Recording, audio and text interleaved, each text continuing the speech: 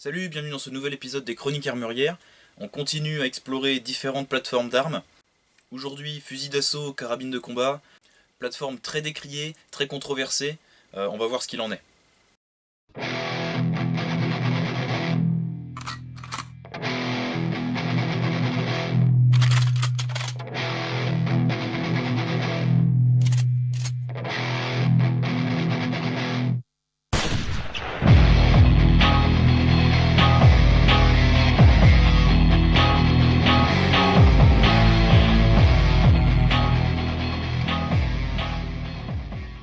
Alors avant de commencer, petit message à faire passer, vous le savez peut-être déjà, mais prochainement, les règles sur YouTube concernant les armes à feu risquent d'évoluer significativement. On n'a pas encore tellement de détails, mais tout le contenu qui s'apparente à de la vente d'armes, par exemple avec des liens en description ou avec des petites annonces comme j'avais fait il n'y a pas très longtemps et je m'étais d'ailleurs fait déjà striker, tout ce qui est fabrication d'armes, de munitions, rechargement de munitions peut-être, fabrication d'accessoires, donc fabrication de silencieux, etc., modification d'armes. Il paraîtrait même les vidéos où on voit les fonctionnements internes, les mécanismes, etc., étant donné que ça peut aider à fabriquer ou remettre en fonctionnement des armes, tout ce contenu-là risque prochainement de disparaître de la plateforme. Donc dans mon cas, je ne sais pas jusqu'où ça va aller. Si un jour la vidéo que vous voyez aujourd'hui disparaît de YouTube, sachez qu'elle sera sur BitChute, où je me suis rapatrié depuis déjà un petit moment. Le lien de ma chaîne BitChute est en description. A chaque fois que j'ai une vidéo qui sort sur YouTube, elle sort automatiquement sur BitChute, très peu de temps après. Donc n'hésitez pas à me rejoindre là-bas. Donc aujourd'hui, carabine de combat, fusil d'assaut, peut-être des étiquettes pas très précises, peut-être des étiquettes un petit peu floues, donc on va voir ce qu'il en est réellement. Donc pour cette vidéo, j'ai aujourd'hui deux exemples qui vont me permettre un petit peu de parler de ces armes-là. Tout d'abord une réplique d'AR-15, vous l'avez déjà vu sur ma chaîne. Donc là c'est une réplique d'Airsoft qui me sert juste pour les démonstrations, etc. Vous l'avez déjà vu dans mon court-métrage. Donc système AR-15 qui va me permettre un petit peu de parler des fusils d'assaut. Et sinon carabine réelle, ici SKS-45, un petit peu modifié par mes soins. On verra ça plus tard, ça va me permettre un petit peu plus de parler carabine semi-automatique, carabine de combat. Je pense que la définition la plus large, encore une fois pas trop réductrice, un peu le même fonctionnement que quand je vous avais donné une définition pour les pistolets carabines par exemple dans une vidéo précédente. Donc pour rester assez large, on va dire arme d'épaule, semi-automatique, dans un calibre intermédiaire. Pourquoi on va rester dans cette vidéo sur les calibres intermédiaires? Peut-être pour pas aller justement sur ce qu'on appelle fusil semi-automatique, fusil de combat, dans des gros calibres, qui peut-être auront leur vidéo à eux plus tard. Donc petite définition assez concise. Donc tout d'abord, qu'est-ce qu'un calibre intermédiaire? Historiquement, le calibre intermédiaire, en gros c'est ce qui a permis de faire le lien entre les calibres d'armes de poing, 9 mm, 45 ACP, etc., et les calibres de fusil de l'époque de la Seconde Guerre mondiale. Donc 8 mm Mauser, 30-06, etc. A l'époque, il y avait déjà beaucoup de pistolets mitrailleurs dans des calibres d'armes de poing, mais on manquait de puissance à longue portée. Mais ils avaient l'avantage d'avoir donc une grande capacité en munitions, d'avoir des petites cartouches avec peu de recul, avec un calibre peu onéreux. Pour une armée, c'était intéressant. A l'inverse, les gros calibres de fusil, donc là par exemple du 7,62 Mosin, là on était sur des cartouches très puissantes qui permettaient de tirer vraiment loin, avec beaucoup de patates et une grande précision à longue distance, mais du coup beaucoup de recul, peu de capacité d'emport en munitions pour le soldat, munitions assez coûteuses étant donné qu'il en fallait énormément pour tous les soldats du conflit, donc pas forcément le meilleur choix pour tout le monde. Donc petit à petit on a commencé à développer les cartouches intermédiaires, donc par exemple le calibre 30 M1 de la carabine USM1. La carabine 30 M1 c'est un bon exemple, parce que ça représente bien ce genre de petite carabine semi-automatique dans un calibre intermédiaire pour les conducteurs, pilotes de chars, etc. Étant donné qu'on était sur des carabines plus petites que les fusils de l'époque.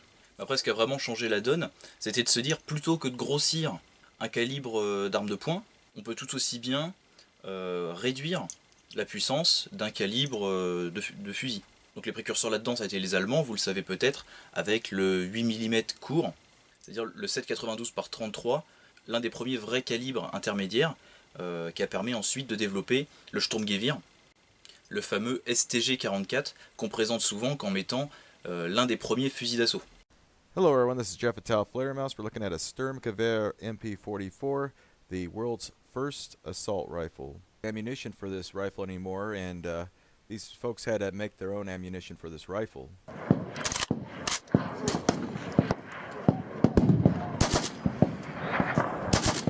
Oh yeah. On retrouvait déjà à l'époque les caractéristiques du fusil d'assaut moderne. Donc arme d'épaule, calibre intermédiaire, sélecteur de tir permettant de choisir entre un tir semi-automatique et un tir automatique, carabine à chargeur, grande capacité en munitions, etc. etc. Donc on avait vraiment déjà à l'époque l'un des premiers vrais fusils d'assaut. D'ailleurs Sturm-Gevir, Sturm Assaut, Gevir fusil, c'est vraiment lui qui a donné son nom à l'ensemble de cette famille d'armes. Donc c'est comme ça qu'on est arrivé petit à petit sur les premiers fusils d'assaut, que depuis à peu près toutes les armées modernes ont, pour le gros des troupes, seulement des fusils d'assaut qui ont remplacé les pistolets mitrailleurs et les fusils de gros calibre. Même si pour certaines armées, dont la France, il a fallu beaucoup de temps pour passer aux fusils d'assaut. Pour nous, il faudra attendre les années 80 pour que le FAMAS arrive. Mais les premiers fusils d'assaut ont vraiment coexisté sur une grosse période avec les carabines de combat. Certains pays préféraient les carabines de combat ou les utilisaient en même temps que les fusils d'assaut pour la seconde ligne, pour différents usages, etc. Donc pour revenir sur les calibres, il en existe beaucoup, mais comme d'habitude, si on veut adopter une plateforme dans ces calibres-là, on va essayer de rester sur les calibres les plus répandus possibles. Pour les avantages qu'on connaît, ça réduit les coûts, ça facilite l'approvisionnement, etc., etc. Donc on va éviter directement tout ce qui est 300 blackout, tout ce qui est 5,45 par 39, le calibre des AK-74 notamment, des AK actuels, etc., etc. On va se concentrer sur les grands classiques. En catégorie B, pour nous tireurs civils, deux calibres vraiment dominants. Donc bien sûr le 7,62 par 39, moi c'est le calibre que j'utilise, on en parlera un petit peu plus tard. Et le 5,56 par 45, le standard des fusils d'assaut de l'OTAN, de l'Occident, un standard d'origine américaine depuis la guerre du Vietnam, calibre utilisé par la France dans le FAMAS, etc. Donc les deux en catégorie B ont leurs avantages et leurs inconvénients. Sinon le choix que vous pouvez faire, c'est que même en étant sur une carabine en catégorie B, peut-être que ça peut vous intéresser d'aller sur une plateforme en 222 Remington. Donc beaucoup d'entre vous connaîtront déjà ce calibre, c'est, on peut dire, un petit peu l'équivalent du 5,56 par 45, qui lui est appelé dans le civil 223 Remington. L'avantage premier du 222 Remington, c'est qu'il est en catégorie C, vous allez en trouver à Decathlon. Par contre, de la munition de Kalachnikov, vous oubliez. Il faut passer par l'aval de l'administration, il faut passer par l'armurerie, etc. Le 222 Remington est un calibre civil, avec tous les avantages qui en découlent. C'est pas forcément le plus puissant, il peut être aussi cher que du 308 de surplus, donc c'est pas forcément ce qu'il y a de plus intéressant non plus si vous essayez d'avoir le minimum d'armes possible, mais le 222 peut être une option à considérer. Donc avant de réfléchir à différentes plateformes, on va essayer de voir un peu, après cette très longue introduction, l'avantage, les intérêts de ce type de carabine, donc les carabines semi-automatiques. Donc à mon sens, c'est pas une arme prioritaire dans une préparation, dans une batterie d'armes, pour le citoyen armé. Je sais que beaucoup vont classer la carabine semi-automatique, que ce soit à la base un fusil d'assaut civil ou une carabine de combat ou autre, assez haut dans leur classement, parce que c'est vrai que ça permet de couvrir énormément de situations. Ça va pouvoir répondre aussi bien à j'allais dire du combat, mais à de la défense à courte distance que à de la longue distance. Alors on a une grande capacité en munitions, on n'a pas ou très peu de recul, donc ça va pouvoir convenir à énormément de personnes. Comme dit plus tôt, des munitions moins chères, un stock facilement faisable, des plateformes de carabine très intéressantes pour le tir de loisir, pour le tir au stand de tir. On peut en tirer énormément de choses et beaucoup de guerriers du dimanche vont les classer assez haut dans leur préparation. Et pour moi ça va être un petit peu l'inverse, je vais plutôt les considérer comme une plateforme bonus, étant donné qu'on est sur de la catégorie B et que c'est pas adapté à tout non plus. Pour moi c'est une arme à feu qui va être moins prioritaire que le fusil de chasse, que la 22 long rifle, que l'arme de poing. Mais elle est quand même bien évidemment dans mon top 5. Donc en gros j'ai répertorié plusieurs catégories de choix possibles.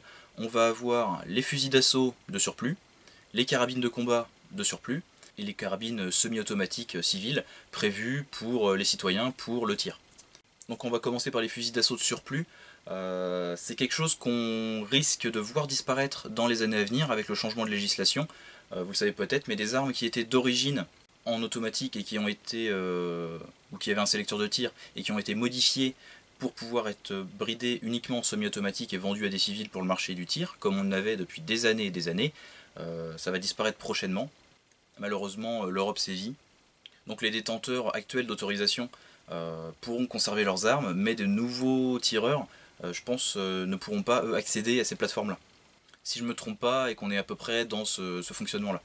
Mais il y a énormément de fusils d'assaut de surplus qui existent, mais en gros les plateformes les plus connues, les plus communes, celles qu'on connaît le plus, vont être bien sûr tout ce qui est AK, AKM, Kalachnikov en gros,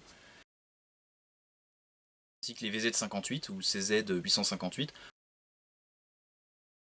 En gros des fusils d'assaut tchèques complètement différents mais que je vais assimiler aux AK. Donc carabines intéressantes, à la base leur avantage premier c'est qu'elles sont assez peu coûteuses. Après c'est pas forcément les plus précises non plus, dû aussi bien à leur canon court que à leur qualité de fabrication, en fonction bien sûr, ainsi qu'à leur calibre, etc.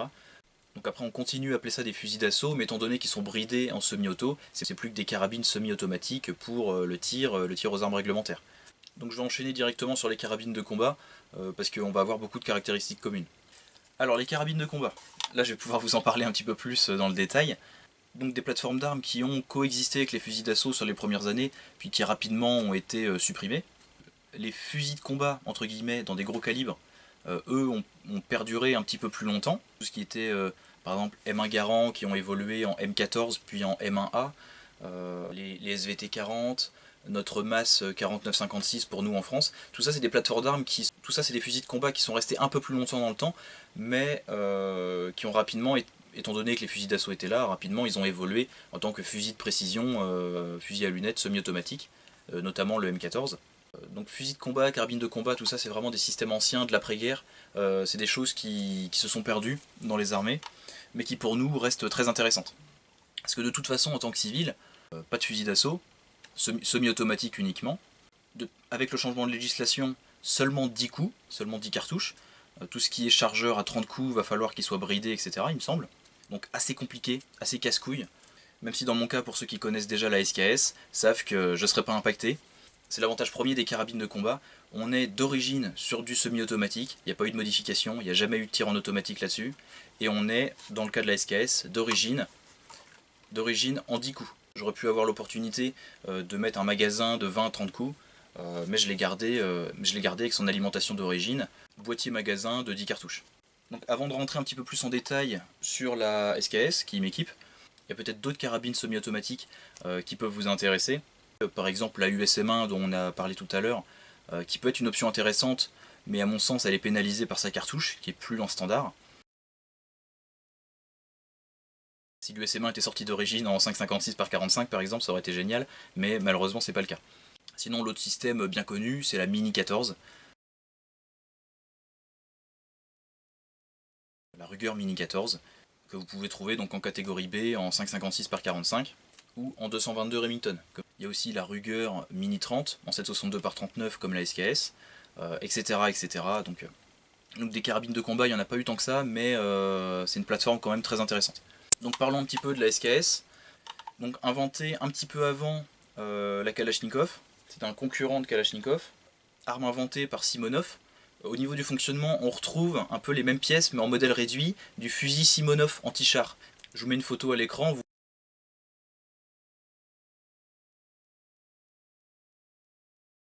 Ça ressemble un petit peu au niveau du fonctionnement, au niveau de la culasse, etc. Simonov est resté un petit peu sur sa technologie pour après proposer cette carabine de combat. Donc quelle différence avec la Kalachnikov, étant donné que les deux ont été déployés en même temps dans l'armée rouge. C'est vrai que la SKS, mise en concurrence avec une Kalachnikov, elle était obsolète dès le départ. Technologiquement, on était sur un truc plus ancien, surtout face à un fusil d'assaut, pour une armée beaucoup moins intéressante. Tir semi-automatique uniquement, seulement 10 cartouches, arme plus longue, donc cadence moindre, capacité moindre, facilité de chargement moindre, puisque là on est sur des lames chargeurs, carabine plus encombrante, un peu moins pratique, parce qu'au lieu d'avoir une poignée pistolet, beaucoup plus pratique pour du combat, on était encore sur une crosse demi-pistolet, un peu comme beaucoup de fusils. Hein. Donc je ne vais pas vous faire toute l'histoire de cette carabine là, mais en gros très rapidement dépassée, obsolète, mise de côté, prévue pour l'arrière, pour les cérémonies, etc. Mais pour nous, tireurs civils, avec la législation qu'on a, finalement à choisir entre une ESKS et une AK, ça peut avoir quelques avantages. Déjà on est sur une carabine encore plus simple technologiquement, encore plus rustique, encore plus fiable, etc. Une technologie, une mécanique vraiment très simple à entretenir, à utiliser, à faire fonctionner, vraiment basique.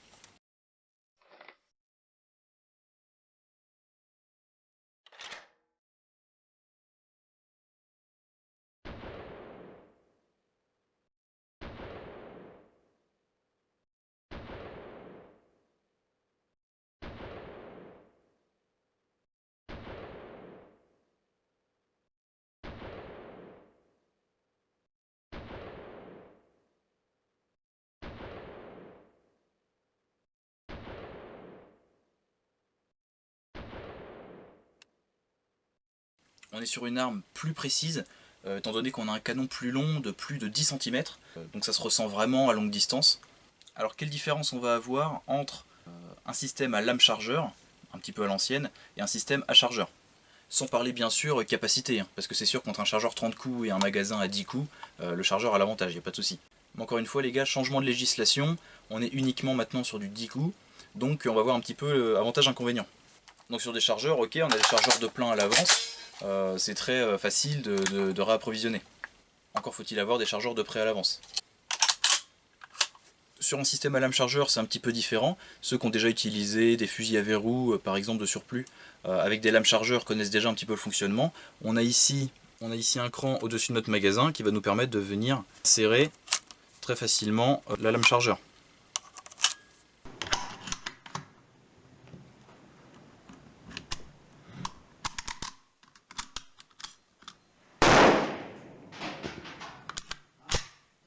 C'est-à-dire qu'en fin de chargeur, on n'est pas forcément sur quelque chose de plus long à réapprovisionner que venir chercher un chargeur, enlever l'ancien, ranger l'ancien chargeur et réapprovisionner son nouveau chargeur et fermer la culasse.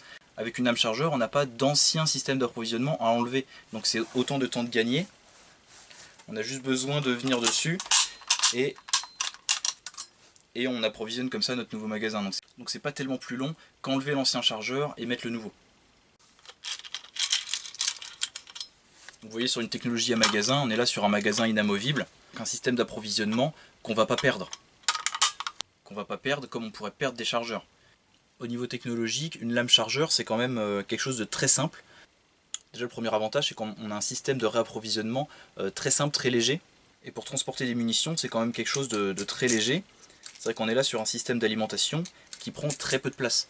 Ma lame chargeur prend à peine plus de place que prennent les 10 cartouches. Là où des chargeurs vides ou pleins prennent énormément de place. Un système beaucoup plus visuel, on voit très rapidement combien de munitions il nous reste, étant donné que les munitions sont apparentes. Un système beaucoup moins coûteux, tous ceux qui font du tir savent combien coûte un chargeur, ça va coûter des dizaines et des dizaines d'euros. Là où une lame chargeur comme ça se trouve à moins de 2 euros. Parce que c'est simplement une barrette de métal de surplus, donc fabriquée il y a plusieurs dizaines d'années. Donc une lame chargeur ça coûte vraiment rien et on va pouvoir approvisionner notre carabine avec. Donc très simple à utiliser en fin de chargeur, juste besoin de venir sur notre système, on approvisionne l'ensemble et c'est parti quoi. Mais un avantage supplémentaire des armes à magasin et à lame chargeur, c'est que les lames chargeurs sont pas indispensables. On peut très bien alimenter en munitions au fur et à mesure avec ce qu'on trouve. Et même si on a un petit peu tiré mais qu'il nous reste des munitions et une cartouche en chambre, ce qui n'est pas le cas hein, pour la vidéo, rassurez-vous, on peut très facilement venir approvisionner par le dessous, venir compléter notre magasin avec des munitions qu'on va pouvoir avoir en vrac ou qu'un collègue nous aura filé et faire comme ça une espèce de rechargement tactique un petit peu à l'ancienne. Donc ouais, plateforme que j'adore, assez simple à maintenir, à utiliser, à recharger, à décharger, vraiment des opérations basiques.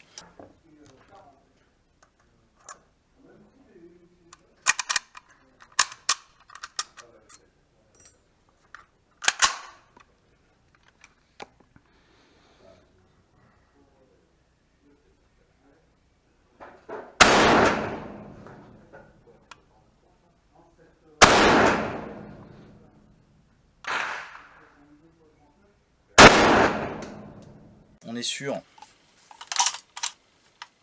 je vérifie la chambre, donc chambre vide, on est bon. On est sur une détente qui est vraiment bonne, assez progressive. On a une petite sûreté latérale qui n'est pas indispensable, mais elle a le mérite d'exister. Une petite sûreté à l'ancienne, une petite pédale ici qui vient simplement bloquer la détente complètement, donc quelque chose de très simple. Donc comme vous le voyez depuis le début, j'ai remplacé la crosse en bois d'origine par cette crosse Tapco, beaucoup plus moderne. Comme vous le voyez, ça rajoute une poignée pistolet qui est beaucoup plus pratique qu'une crosse demi-pistolet, enfin question de goût personnel encore une fois. Ça me permet d'avoir cette crosse télescopique type M4 qui permet en position la plus courte possible d'avoir une arme de seulement 1 mètre, donc plus courte que d'origine, et en position dépliée d'avoir une longueur de crosse à ma taille. Parce que c'est le problème avec la crosse d'origine, c'est qu'on est sur une carabine vraiment petite et on n'est pas forcément à l'aise avec quand on est un petit peu grand. Donc la crosse d'origine c'est celle-là, contreplaquée, tout simple. Et vous voyez, elle est vraiment petite, quoi. Il me manque un petit peu de longueur et j'étais pas forcément à l'aise avec. Et donc vous voyez cette crosse demi-pistolet, quelque chose qui se fait plus aujourd'hui sur les armes militaires, mais c'est pas forcément problématique, c'est assez agréable aussi pour un civil. Surtout si vous êtes habitué à des armes civiles, fusils de chasse, etc. Ça permet de garder un peu la même prise en main. Mais le défaut c'est cette crosse qui est vraiment trop petite. Alors j'ai également enlevé la baïonnette d'origine, parce que oui, d'origine la SKS est une baïonnette rabattable dessous. Donc je l'ai enlevé parce que c'est pas forcément utile. Ça peut être interdit dans certains clubs de tir. C'était pas mon cas, mais pour vous ça peut l'être. Ça rajoutait du poids, etc. Donc 3,2 kg, 1 mètre avec la crosse repliée. Hausse graduée de 0 à 1000 mètres, mais on va dire qu'on a une portée pratique à 200-300 mètres, comme tous les fusils d'assaut, comme toutes les carabines de combat, pas de souci. Très bonne précision, très bon groupement avec cette carabine, vraiment agréable au tir. Et avantage supplémentaire, donc je l'ai eu d'occasion il y a quelques années pour le prix d'une 22, c'est-à-dire pour 4 fois moins cher qu'un AR-15 premier prix par exemple. Donc vraiment génial. On a passé pas mal de temps sur la SKS, même si je suis pas rentré énormément dans les détails, mais c'est vraiment une plateforme d'armes exceptionnelle. Pour le civil, pour le tireur sportif, pour le survivaliste, pour tout ce que vous voulez, c'est vraiment une plateforme géniale, et je la conseille à tout le monde. Quels inconvénients ça peut avoir? Avant on disait inconvénient de la SKS, oui mais c'est avec 10 cartouches. Avec le changement de législation, c'est un argument qui tient plus. On a maintenant toutes les carabines au même niveau, donc la SKS a toujours parfaitement sa place. Après, l'alimentation par lame chargeur, ça peut être un défaut pour certains, malgré tous les avantages que je vous ai présentés. Effectivement, les munitions sont moins bien protégées que dans un chargeur par exemple. Ça peut prendre la poussière, etc. Encore une fois, c'est vous qui voyez ce qui est intéressant pour vous ou pas. Donc on termine du coup rapidement par les fusils d'assaut civils, et donc les carabines semi-automatiques inspirées de fusils d'assaut, prévues pour les tireurs sportifs civils. On va l'imaginer avec un chargeur de 10 cartouches.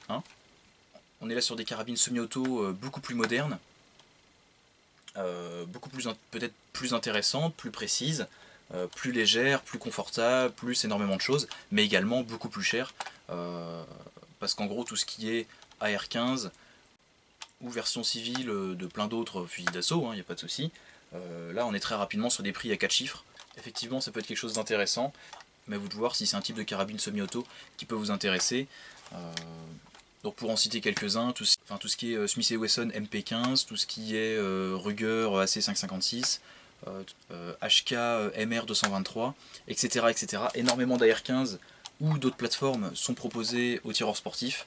Étant donné qu'on est sur des versions civiles et sur des versions d'origine en semi-automatique, pas de problème pour nous pour l'instant, à l'heure actuelle. Après il y a d'autres systèmes que les AR-15 qui sont possibles aussi, si vous voulez des Sterog, des G36, etc. ça doit pouvoir se trouver sur le marché civil aussi. Alors du coup on va terminer cette vidéo par un peu de philo, un peu de politique. Qu'est-ce que c'est que ces armes là? Qu'est-ce que c'est que la carabine de combat? Qu'est-ce que c'est que le fusil d'assaut? En gros dans la symbolique, les fusils d'assaut, les carabines semi-auto, en calibre militaire, c'est la liberté. Vous voyez comme ces carabines sont systématiquement attaquées dans le monde entier par les anti-armes.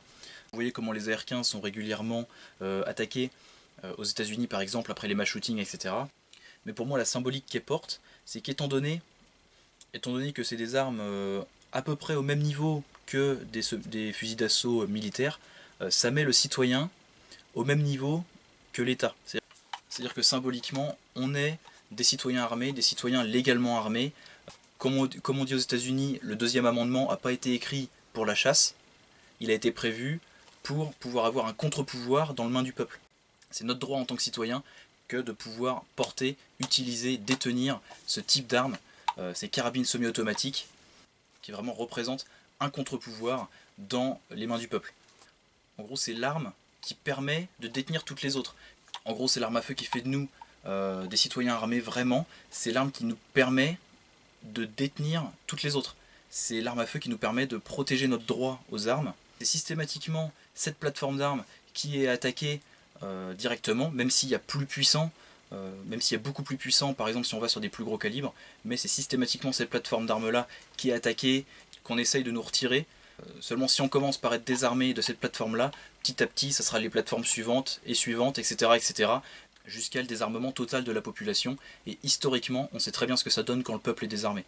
Donc réfléchissez à tout ça.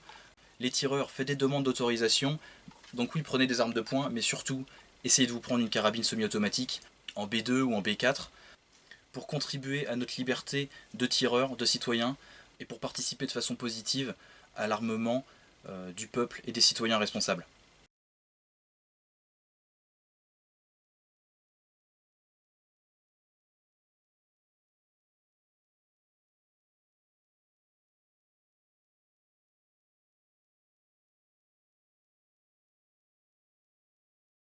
Donc merci à tous de m'avoir écouté, d'avoir regardé cette vidéo sur les carabines de combat. Encore une fois, si elle vient à disparaître de YouTube, elle est sur BitChute, le lien en description. Donc on se retrouve bien sûr sur BitChute, sur la chaîne secondaire, sur Facebook ou par mail comme d'habitude. Prenez soin de vous, bon tir à tous et à très bientôt sur la chaîne. Salut!